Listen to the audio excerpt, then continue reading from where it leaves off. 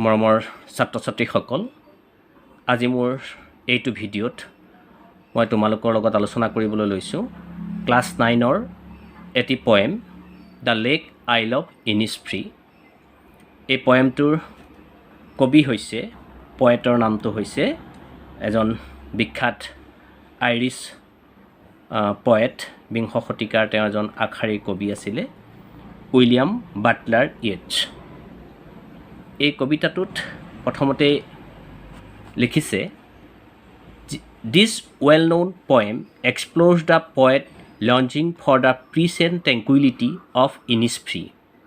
কি কৈছে যে কবিতাটোৰ মাধ্যমেৰে কবিৰ ইনিছফ্ৰীৰ যি শান্তি আৰু প্ৰশান্তি, সেই প্ৰশান্তি উপভোগ কৰিবলৈ তেওঁ যি ব্যাকুল ইচ্ছা, সেই ইচ্ছাটো ইয়াত প্ৰকাশ পাইছে। তেওঁ ইনিছফ্ৰীৰ যি শান্তি, সেই শান্তি উপভোগ কৰিবলৈ তেওঁ খুব ইচ্ছা প্ৰকাশ কৰিছে। A place where he spent a lot of time as a boy. Innisfree এনেকুৱা এটা জেগা য'ত কবিয়ে তেওঁ ল'ৰালি কালৰ বেছ কিছু সময় তাত তেওঁ পাৰ কৰিছিলে। গতিকে তাত তেওঁ সেই ল'ৰালি কালৰ স্মৃতি তেওঁ মনত পৰিছে যে তাৰ যি শান্তি প্ৰশান্তি আছিলে, সেই প্ৰশান্তি উপভোগ কৰিবলৈ তেওঁ বৰ ব্যগ্ৰ হৈ আছে, তেওঁ ব্যাকুল হৈ আছে, তাৰ বাবে তেওঁ তালৈ যাব বিচাৰিছে। A place where he spent a lot of time as a boy. This poem is a lyric. তাত এই পয়েমটো এটা লিৰিক বুলি কিয় কৈছে? এইটো এটা মিউজিকেল পয়েম, আৰু ইয়াত অসমীয়াত আমি গীতি কবিতা বুলিও ক'ব পাৰোঁ, এটা সুৰীয়া কবিতা। আমি কবিতাটোলৈ যাওঁ। I will arise and go now and go to Innisfree. কি কৈছে? I will arise and go now. মই এতিয়া উঠিম। ক'ৰ পৰা উঠিব?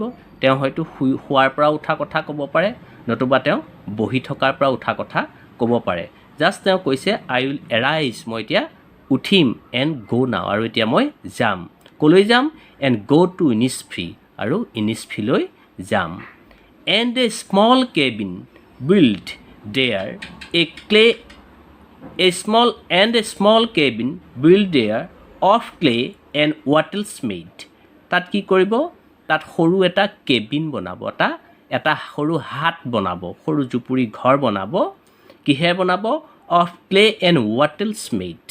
মাটি আৰু গছৰ ডালেৰে বেৰবিলাক দিব। wattles মানে আমি সাধাৰণতে গছৰ ডাল বা তেনেকুৱা এই সাধাৰণতে কিছুমান অঞ্চলত দেখা যায় এতিয়াও খাগৰি জাতীয় তেনেকুৱা বস্তুৱে যেতিয়া বেৰ বনোৱা হয়, সেইবিলাকক আমি wattles বুলি কওঁ।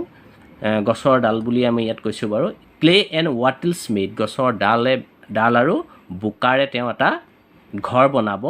9 bean rows will have there. এতিয়া তেওঁ তাত কি খাব? তেওঁ খাদ্যৰ কথাও চিন্তা কৰিছে। 9 bean rows will have there, অৰ্থাৎ 9 শাৰী তাত বিন গছ ৰুব। অৰ্থাৎ হয়তো লেচেৰা মাহৰ গছৰ কথাই কৈছে, তেওঁ লেচেৰা মাহৰ গছ তাত ৰুব। 9 bean rows will I have there. তাত মোৰ কি থাকিব? 9 জোপা বিন গছ থাকিব, 9 শাৰী বিন গছ থাকিব। এ hive for the honey bee, আৰু মৌৰ কাৰণে এটা মৌ বাঁহ থাকিব। and live alone in the bee loud glade, আৰু তেওঁ কি কৰিব? তাত খুব শান্তিৰে অকলশৰে তেওঁ বহি থাকিব মুকলি ঠাইত, য'ত মৌ মাখিৰ গুণগুণ শব্দৰ মাজত তেওঁ গ্লেড, অৰ্থাৎ মুকলি ঠাইত তেওঁ সেই বাগিচাৰ এখন সৰু ধৰি লওক বাগিচা থাকিব, বাগিচাৰ মাজতে অকণমান সৰু জেগা, সেইখিনিতে আমি গ্লেড বুলি ক'লোঁ। বি লাউড গ্লেড বুলি কোৱাৰ লগে লগে আমি বি লাউড, ডেট মিনছ সেই মৌ মাখিৰ যি গুঞ্জন শব্দ, সেই মৌ মাখিৰ গুণগুণনি শব্দত অকলশৰে তেওঁ মুকলি ঠাইত বহি সেই শান্তি তেওঁ উপভোগ কৰিব। নেক্সট ষ্টেঞ্জাটোলৈ আহোঁ। and I shall have some peace there. কৈছে আৰু মোৰ তাত কিছু শান্তি থাকিব, তাত মোৰ শান্তি আহিব বা মই তাত শান্তি পাম। for peace come dropping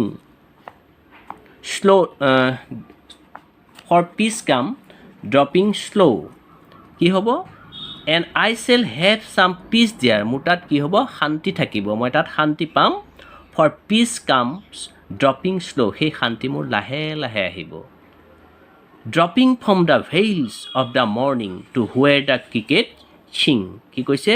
dropping from the veils, ভেইলছ শব্দটো এনেকুৱা আমাৰ মহিলাসকলে যে মূৰত উৰণি লয় সেই উৰণি বুজাই ভেইলছ মানে ইয়াত ধৰি ল'লোঁ আমি এটা আৱৰণ কি কৈছে dropping from the veils in the morning পুৱাৰ বেলিটো যেনেকৈ ডাৱৰে বা কুঁৱলীয়ে কেতিয়াবা আৱৰি ধৰি থাকে তাৰ মাজেদি ক্ষীণ এটা পোহৰ আহে সেই পৰিৱেশটোৰ কথা কৈছে সেই আন্ধাৰ ফালি যেতিয়া পোহৰ আহে সেই শান্তিৰ কথা কৈছে dropping from the veils in the morning to where the cricket sing আৰু আবেলি পৰত বা সন্ধ্যা পৰত যেতিয়া জিলিয়ে মাতিব মানে উৰি চৰাই বুলিও কয় কেতিয়াবা সেই জিলি চৰাই মাত তোমালোকে শুনিছা সন্ধিয়া পৰত বেছিকৈ মাতে টি টি টি টি এটা শব্দ হয় সেই শব্দই কি কৰিব মোক শান্তি আনি দিব সেই কৈছে যে dropping from the veils in the morning to where the cricket sing মোৰ সেই উৰি চৰাই শব্দ আৰু ৰাতিপুৱা পুৱাৰ আৱৰণ ফালি যি পোহৰ আহিব সেই পোহৰে কি কৰিব শান্তি দিব আৰু সেই ক্ৰিকেট চঙে মোক শান্তি দিব there midnight all a glimmer and noon a purple glow' কি কৈছে মিডনাইটত কি হ'ব গ্লিমাৰ থাকিব ক্ষীণ আভা থাকিব ক্ষীণ পোহৰ থাকিব and noon a purple glow' আৰু দুপৰীয়া কি হ'ব বেঙুনীয়া উজ্জ্বল হৈ থাকিব and evenings full of linnet wings আৰু সেই লিনেট চৰাইটো হৈছে সৰু এবিধ চৰাই আমি অনুমান কৰি ল'ব পাৰোঁ আমাৰ অঞ্চলত সাধাৰণতে দেখা পোৱা সেই ঘৰচিৰিকা সৰু চৰাইটোৱে যে গ্ৰে কালাৰৰ ঠিক তেনেধৰণৰ আমি ভাবি ল'ব পাৰোঁ এণ্ড আৰু আবেলি কি হ'ব ফুল অফ লিনেট উইংছ আৰু আবেলি যেতিয়া লিনেট চৰাইবিলাকে উৰি গান গাই থাকিব সি হ'ব মোৰ শান্তিৰ এক সম্বল আৰু সেইখিনি শুনি মই শান্তি পাম তেওঁ সেইকাৰণে কৈছে the midnight all a glimmer and noon a purple glow' and evenings full of linnet wings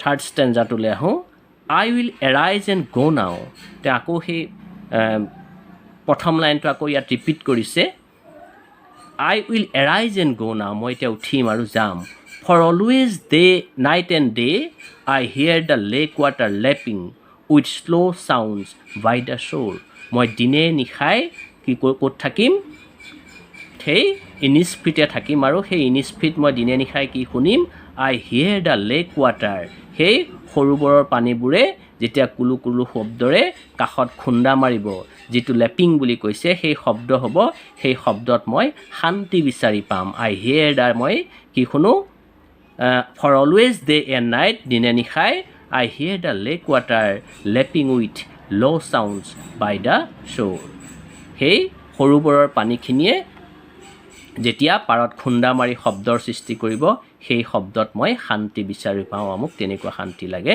সেয়া মোৰ শান্তিৰ জেগা while I stand on the roadway মই যেতিয়া ৰাস্তাত ৰৈ থাকোঁ or on the pavements grey আৰু যেতিয়া মই ফুটপাথত থাকোঁ I hear it in the deep hearts core আৰু মই কি শুনো সেই ৰাস্তাত যেতিয়া মই ৰৈ থাকোঁ বা ফুটপাথত মই যেতিয়া ৰৈ থাকোঁ তেতিয়া মই সেই মানে